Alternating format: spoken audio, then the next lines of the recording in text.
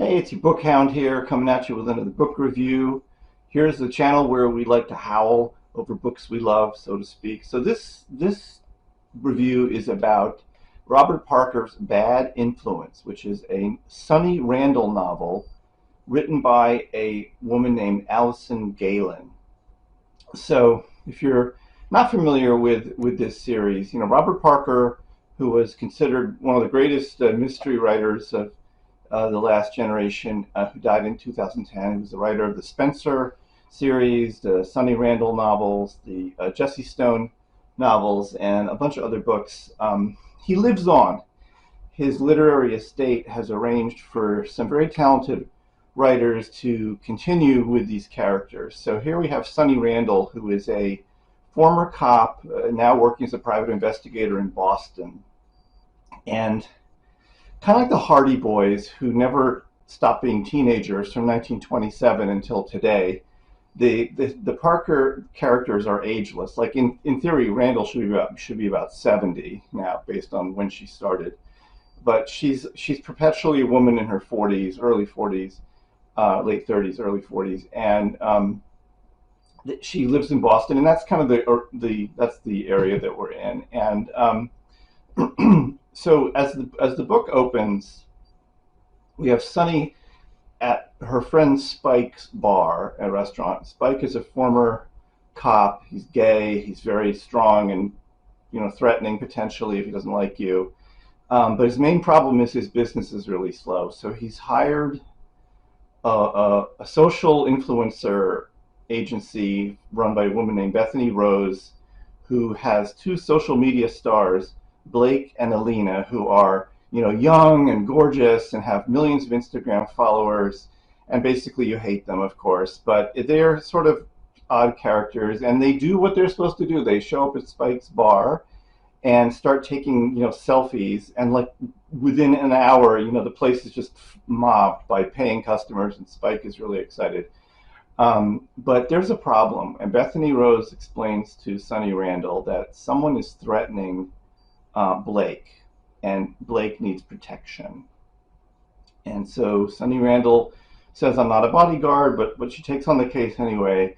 So she starts to look into this, and it's true. There's someone who's sending threatening messages to Blake and broke into his apartment and took a picture of him sleeping, and it's just, it doesn't look good. And so Sunny starts to try and figure out what's going on. Somebody close to the situation gets murdered, and all of a sudden she's peeling back layers of suspicious circumstances around this Blake and Alina pair, who they're supposed to be boyfriend and girlfriend, but they don't really seem all that close. There's something weird going on, and then Bethany disappears, and everybody panics, and she sees that Blake has this kind of odd, maybe too dependent relationship on her. She's supposed to be like his manager, but maybe they're lovers, who knows. And you get pulled into this story, and one of the things that comes up in the story, which is it's like a feature of most Parker novels, is that Sunny, to get to the bottom of this, gets in touch with her Boston Irish Italian mafia connections. Her former husband was descended from a mob family. And this is like something that happens in Parker novels. There's like this kind of cozy relationship between cops and the mob, which honestly I don't think is very realistic, although you never know with stories like Whitey Bulger in Boston, maybe it's true. But somehow in a Parker novel, you get to sit down with the big mob boss, and he's very courteous and honorable, and he does the courteous, honorable thing, and he helps you out, even though he's probably a greedy pig who kills people without even thinking about it.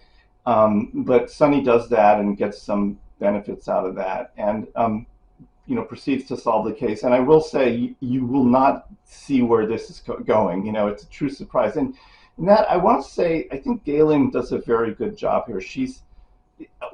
I've read a lot of these kind of books, and I think I have not appreciated it. I think it's a lot harder than it looks to just take a character, especially from someone as famous and beloved as Parker, and do justice to the character, keep the franchise alive, be true to the character, and tell a good story. She's a very effective mystery writer, and she brings a lot of sensibility of like what it's like to be a I'm just imagining this, but it seems very real, like, to be a woman around age 40 and what that means in your life and how it feels. And she also does a good job with the whole bizarre world of social media influencers. And I think it's an area where it would be easy to kind of fall into parody. Like it's so ridiculous. It's asking for parody, but she does a good job of showing how weird it is, but with respect for the subject too. And you start to feel like wow, what would it really be like to be someone like this? People following you around with millions of fans and stuff. So it's a good read, and I think it's worth checking out. If you like the Robert Parker books and you like Sonia Randall, I think this is a good addition to the series.